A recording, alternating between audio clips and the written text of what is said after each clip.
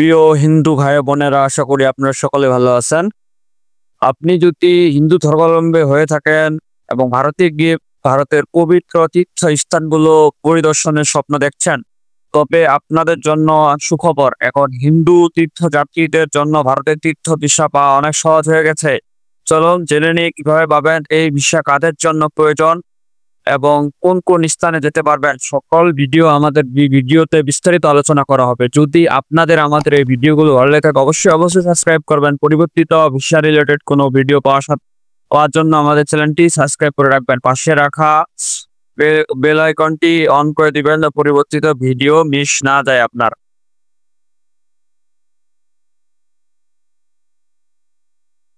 এই ভারতের তীর্থ ভিসা নিয়ে আপনি যেসব স্থানে পরিদর্শন করতে পারবেন: বারাণসী, কাশী বিশ্বনাথ, অযোধ্যা রাম জন্মভূমি, মিথুরা বৃন্দাবন কৃষ্ণ জন্মভূমি, পুরী জগন্নাথ মন্দির, হরিদ্বার, ঋষিকেশ।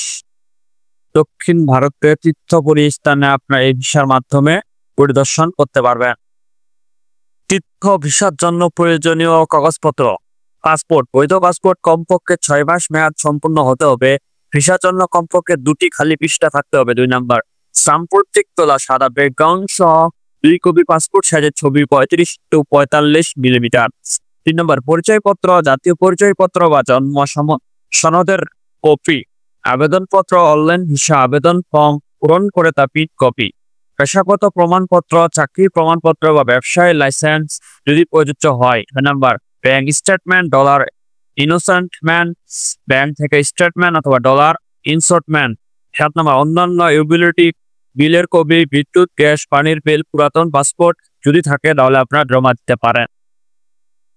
তীর্থ বিষয়ে আবেদন করতে আপনাদের কি করতে হবে? তীর্থ বিষয়ে আবেদন করতে আপনাকে প্রথমে যে দেশের আপনি যাবেন, ভারতে গেলে ভারতীয় দূতাবাসে হাই কমিশনে যোগাযোগ করতে হবে। সেখানে আপনি তীর্থস্থান যেতে চান, সেখানে ভিসার জন্য আবেদনপত্র, প্রয়োজনীয় কাগজপত্র জমা দিতে হবে। সাধারণত এই ভিসার জন্য আবেদন করতে একটি বৈধ পাসপোর্ট, ছবি, ভ্রমণের উদ্দেশ্যের প্রমাণ এবং নথি এবং আর্থিক সচ্ছলতার প্রমাণপত্র প্রয়োজন হয়।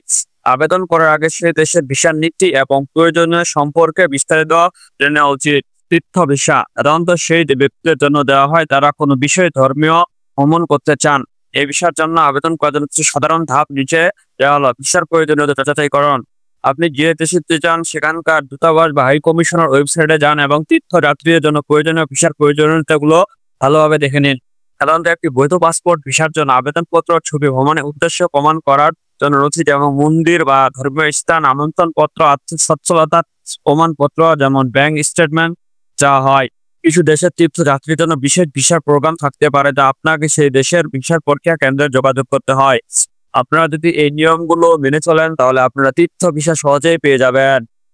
তীর্থ ভিসার মেয়াদ সাধারণত 15 থেকে 30 দিনের মধ্যে ঐক্য বা দ্বৈত প্রবেশের ভিসা দেওয়া হয়। শুধু তীর্থস্থান ভ্রমণের অনুমতি থাকে, বাণিজ্যিক বা অন্যান্য উদ্দেশ্য ব্যবহার করা যায় না। ভিসার সময়সীমা ও শর্ত ভারতীয় হাই কমিশনার নির্ধারণ করে থাকে। আপনি ভারতীয় হাই কমিশনারে গেলে আপনি যদি তীর্থ ভিসা আবেদন করেন, ওনারাই বলে দিবে যে আপনি তীর্থ ভিসা নিয়ে ভারতে কতদিন অবস্থান করতে পারবেন। যদি আপনাদের এই তীর্থ ভিসা সম্পর্কে কোনো প্রশ্ন থেকে থাকে তাহলে আপনারা আমাদের এই ভিডিওর নিচে কমেন্ট করতে পারেন, আমরা আপনাদের প্রশ্নের উত্তর দেওয়ার চেষ্টা করে থাকবো। যদি আপনাদের আমাদের এই চ্যানেলের ভিডিওগুলো ভালো থাকে তাহলে অবশ্যই সাবস্ক্রাইব করবেন এবং পাশে থাকা বেল আইকনটি চালু করে রাখবেন, তাহলে আপনাদের পরিবর্তিত ভিডিও আপনাদের যেন মিস না যায়। পরিশেষে একটি কথা, আমাদের এই চ্যানেলটি নতুন, আপনারা অবশ্যই সাবস্ক্রাইব করবেন এবং পাশে থাকবেন।